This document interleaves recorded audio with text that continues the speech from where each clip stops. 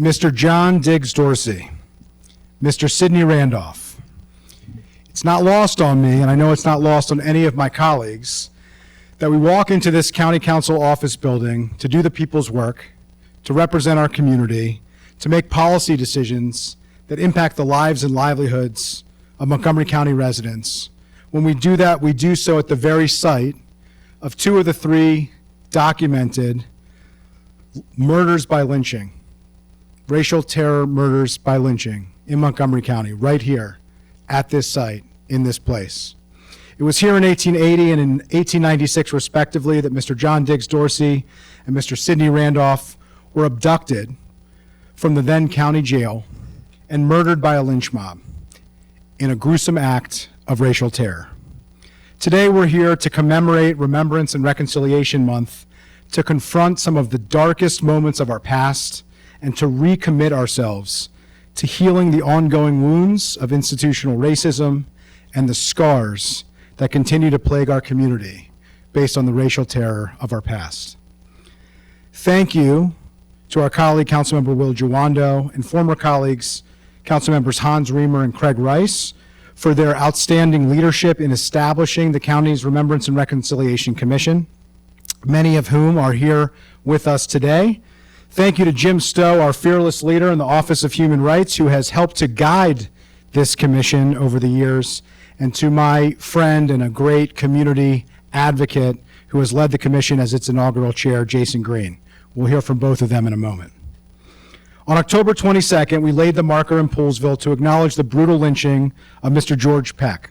And on Saturday, we'll join together again to lay markers to commemorate Mr. John Diggs Dorsey and Mr. Sidney Randolph. We say their names and we remember their stories so that we can begin to reconcile as a community. As the great Marylander Frederick Douglass said, we have to do with the past only as we can make it useful for the present and for the future. That's what today is all about. That's what this commission is all about.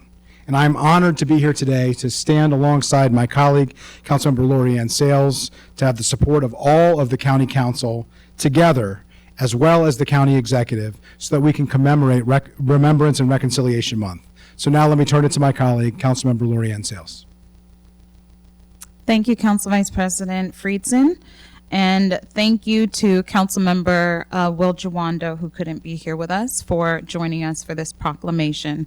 It's an honor to be here with Chair Jason Green and Commission on Hate and Violence and Commission on Remembrance and Reconciliation to recognize this critical month. While we love what Montgomery County has become, it's important to remember how far we've come and how far we still have to go. We should use this month as an essential moment to pause and teach the next generation about our troubled past so we're not bound to repeat it. I'm grateful for our public school system, MCPS, whose administrators and teachers are committed to providing schools with age-appropriate lessons on local historic African American communities, so that we can tell the story of our county's history. I would also like to recognize the Maryland Lynching Memorial Project for its efforts to place historical markers throughout the state where lynchings have occurred. They recently held their 6th annual Maryland Lynching Memorial Project, Lynching in Maryland Conference, featuring Clint Smith, the author of the #1 New York Times bestseller, How the Word is Passed, a reckoning with the history of slavery across America.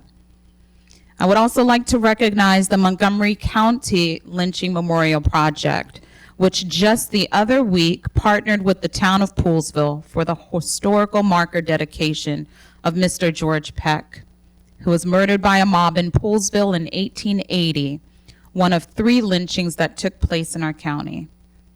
We know that this is not who we are now, but it's good that we have opportunities to recognize history.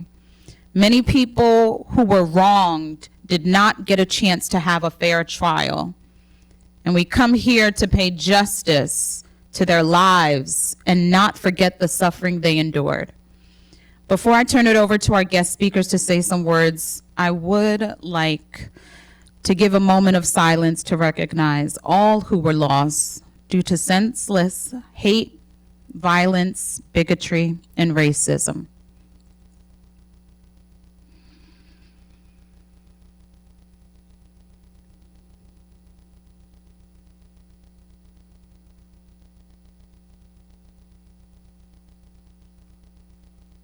Thank you. There's a lot of turmoil occurring worldwide, and times are tense.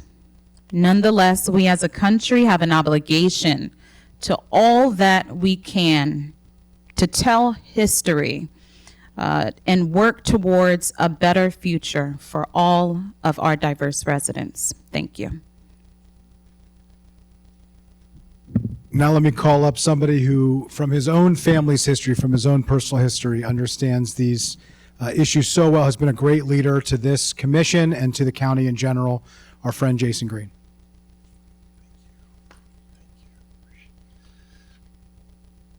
Please say their names with me. Mr. George Peck. Mr. John Diggs Dorsey. Mr. Sidney Randolph. We include that Mr. to give them an honorific that they were not bestowed while they walked this land. Similarly, it's our responsibility to commemorate their lives in ways that they weren't appreciated when they lived here amongst us. In so doing, we've collected soil samples for all three known victims because these are the three documented victims of racial terror lynchings. We know that this is an act that occurred in our community and across our state and across this country to terrorize, to subjugate, to discriminate. And these are just the three that we've documented. I didn't know that history. It's what we always hear when we start to tell this story. I didn't know that happened in Montgomery County. What this council has asked us to do is to make sure that no member of this community can say that again. It's our charge, led by Matt Logan with Montgomery History, to document this history, to make sure that it's well known in the community that these three things did happen here in our beloved Montgomery County. And though this isn't who we are today, as Councilwoman Sayles said, we can all say in one united voice that this is never who we will be again. Two markers stand outside the building for Mr. John Diggs Dorsey, Mr. Sidney Randolph. A marker already stands in Poolsville for Mr. George Peck. We will unveil that marker on Saturday afternoon, this Saturday at 2 p.m. We invite you all to be here. This is part of November is Remembrance and Reconciliation Month. This is the third year that the council and the county executive have acknowledged November as Remembrance and Reconciliation Month. They've called on us to put together programming, but they also call on you to engage in that programming, to engage in your own conversations, your own discussions. And we do that this month because it initiates on November 1st, which is Emancipation Day in Maryland. November 1st, 1864, where we emancipated our enslaved people, including my great-great-grandparents who were enslaved here in Rockville.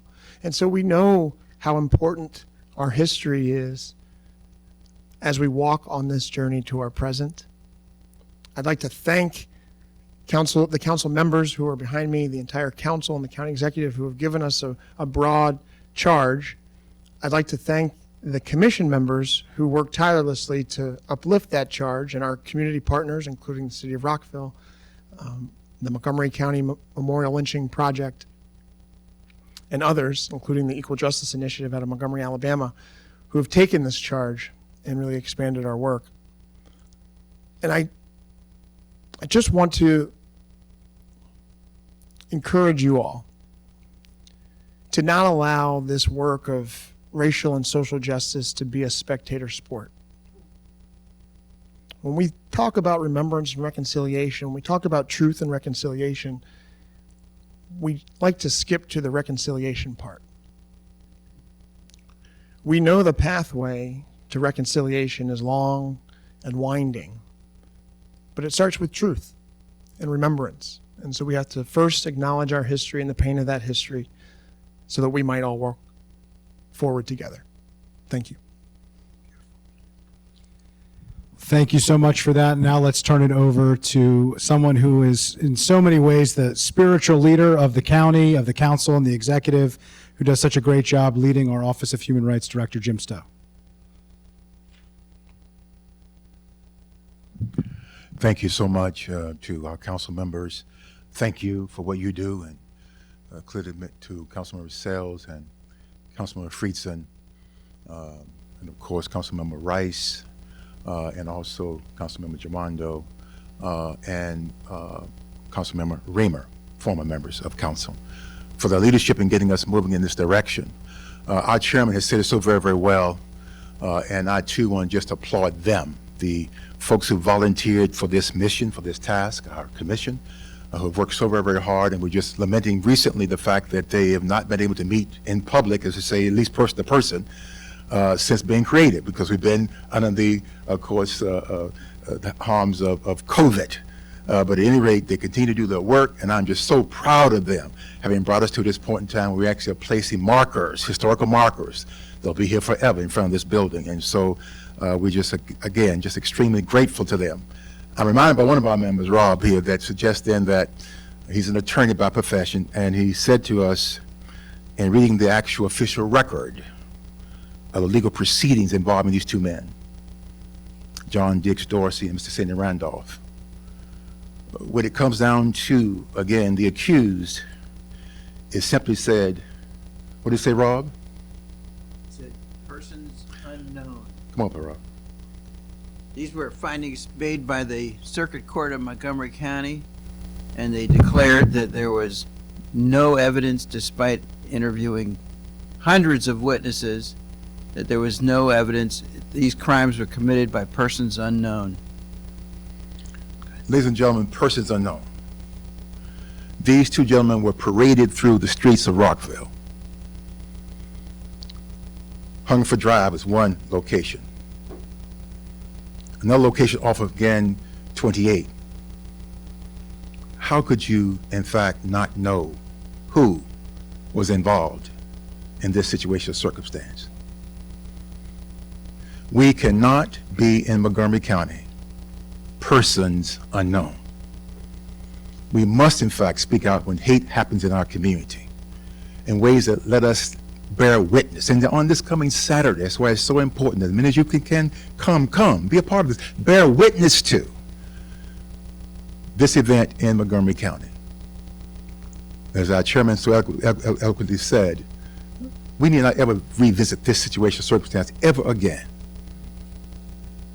But we must start with, again, making that declaration that we'll be the kind of community that welcomes all kinds of persons from across this broad spectrum of this world of ours into our particular community and say you are welcome. And when there's a misdeed done, then we speak out the same level of passion and commitment that not in Montgomery County, never, ever again. We cannot be on the list of persons who are just standing by, and when asked, did you see anything at all? They simply said they could not remember, and or we recorded it as persons unknown. Well, amen to that, and thank you everybody for being here. I think of the Lynching Memorial Project, the acronym LAMP, and the thought of bringing light to such a dark chapter in our county's history, make sure that we continue to shine that light. Thank you to the commission, thank you to Montgomery History, thank you to the Office of Human Rights and everybody who has been part of this effort. So now we're going to read the proclamation together. Whereas Mr. George W. Peck was lynched on January 10th, 1880. Mr. John Diggs Dorsey was lynched on July 27th, 1880. Mr. Sidney Randolph was lynched on July 4th, 1896. And whereas this year, 3 historical markers are being erected in Montgomery County to memorialize these 3 known racial terror lynchings and to honor the lives of Mr. Peck, Mr. Diggs Dorsey, and Mr. Randolph. The markers serve to teach and remind us of the circumstances surrounding these acts of injustice and to Montgomery County's troubled history of violence and discrimination against African Americans. And whereas the Remembrance and Reconciliation Commission was created by the Montgomery County Council to support the goal of bringing the community together, to promote understanding of our history, and to seek reconciliation among our residents. The council acknowledged the fear and terror that lynching created among African American communities throughout the United States, and specifically here in Montgomery County, Maryland. Such violence created an environment where African Americans were treated as inferior citizens, and this traumatic violence is responsible for persistent divisions in the county that are reflected in current inequalities and disparities, as well as weakened patterns of voting and civic participation. And whereas Montgomery County was home to thousands of enslaved individuals, and we recognize that the economy benefited from the exploitation of their labor. Following emancipation, segregation was enforced in schools, public facilities, and housing.